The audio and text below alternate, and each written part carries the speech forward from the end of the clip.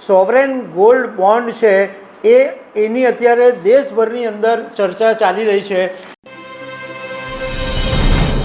નમસ્કાર. ભારતની એક સ્કીમ છે જેના વિશે કદાચ તમે જાણતા હશો. એ ગોલ્ડ સ્કીમ એવી છે કે સોવરેન ગોલ્ડ બ્રાન્ડ, જેને એસબીજી સ્કીમ તરીકે કહેવામાં આવે છે.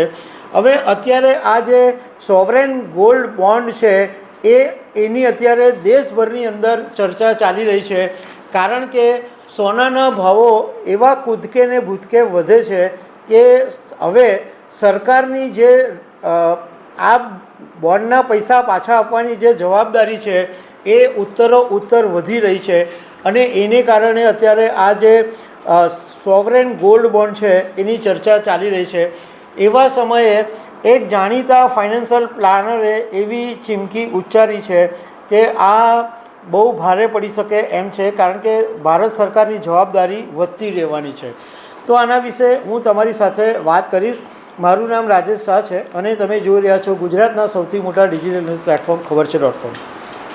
અત્યારે દેશભરની અંદર સોવરેન ગોલ્ડ બોન્ડની જબરજસ્ત ચર્ચા ચાલે છે અને આ ચર્ચાની વચ્ચે જાણીતા ફાઇનાન્શિયલ પ્લાનર અને સેબીના રજિસ્ટર્ડ રિસર્ચ એનાલિસ્ટ AK મંધને એક એક્સ પ્લેટફોર્મ ઉપર જે લખ્યું છે એ ચોંકાવનારું છે.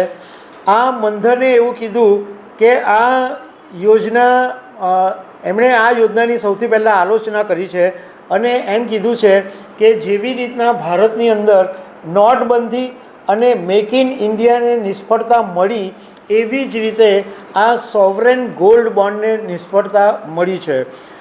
આ રિસર્ચ એનાલિસ્ટે એવું કીધું કે સોવરેન ગોલ્ડ બોન્ડ યોજના છે એની ખામીયુક્ત ડિઝાઇનને કારણે સરકારી જવાબદારીઓમાં અસ્થિર વૃદ્ધિ જોવા મળી રહી છે, જે માત્ર 6 વર્ષની અંદર 930% વધીને અત્યારે સોનાનો જે માર્કેટ રેટ ભાવ છે એમાં 1.13 લાખ કરોડ રૂપિયા સુધી સરકારની જવાબદારી વધી ગઈ છે.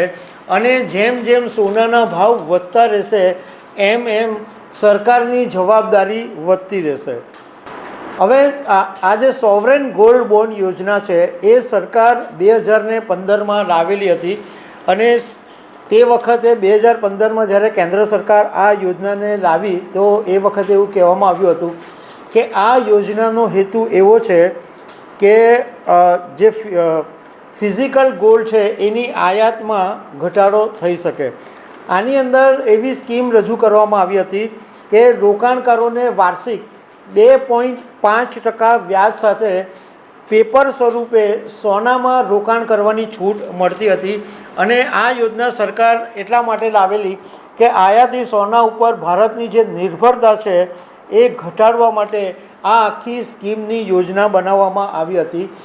હવે આ જે આયાતી સોનું આવે છે એ દેશના જે વેપાર છે એના સંતુલનને ભારે અસર કરે છે. એટલે સરકારનું માનવું એમ હતું કે આવી સ્કીમ લાવવાને કારણે સરકાર જે દેશમાં વેપારનું સંતુલન છે એ જાળવી શકશે. હવે આની અંદર એવું છે કે સરકારે એવી ગેરંટી આપેલી છે કે જે સોનાનો જે દિવસે જે માર્કેટ રેટ હશે એ દિવસે એટલે એ ભાવથી રિડમ્પશન કરવામાં આવશે. સપોઝ તમે 10,000 રૂપિયાના ભાવથી રોકાણ કર્યું છે અને સોનાનો ભાવ 50,000 રૂપિયા અત્યારે થઈ ગયો છે અને 5 વર્ષ તમારા થઈ ગયા છે, તો તમારે એ બોન્ડમાંથી પૈસા પાછા ખેંચી લેવા છે. તો એ માર્કેટ રેટ જે દિવસે જે હોય તો એ માર્કેટ રેટથી પૈસા આપવાની કેન્દ્ર સરકારે ગેરંટી આપેલી છે. તો આનો મતલબ એમ થયો કે આ જે સરકારની જવાબદારી છે એ બહુ જ વધી ગઈ છે. કારણ કે તમે જસ્ટ ઇમેજ કરો કે 2015માં જ્યારે આ સોવરેન ગોલ્ડ બોન્ડ યોજના લાગુ કરવામાં આવી ત્યારે સોનાનો ભાવ 10 ગ્રામ દીઠ માત્ર 26,000 રૂપિયા હતો અને 2024માં સોનાનો 10 ગ્રામ દીઠ ભાવ 64,000 રૂપિયા સુધી પહોંચી ગયો હતો. અને 2025માં અત્યારની જે હું વાત કરું છું, સોનાનો 10 ગ્રામ દીઠ ભાવ 89,000 રૂપિયા ઉપર પહોંચી ગયો છે. હવે સોનાનો ભાવ વધવાને કારણે સરકારનો જે રિડમ્પશન ખર્ચ છે એમાં મોટો વધારો થયો છે. અને આ રિસર્ચ એનાલિસ્ટનું એવું કહેવું છે કે જેમ જેમ સોનાના ભાવ વધતા રહેશે એમ સરકારની જવાબદારી વધવાની છે.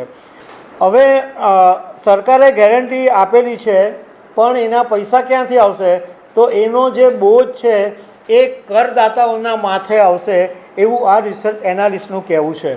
કે સરકાર પૈસા તો ચૂકવશે જ, કારણ કે ગેરંટી આપેલી છે, એટલે એમાં તો કોઈ સવાલ નથી આવતો, પરંતુ એનો બોજ છે એ કરદાતાઓ ઉપર આવી શકે છે.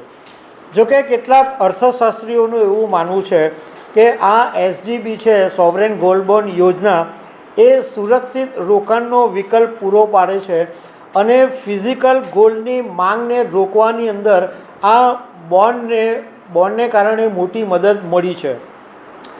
જો કે એની સાથે કેટલાક લોકોને એવું પણ માનવું છે કે વધતો રિડમ્પશન જે ખર્ચ છે એ લાંબા ગાળાની જે નાણાકીય યોજનાઓ છે એની અંદર જોખમ પેદા કરી શકે છે.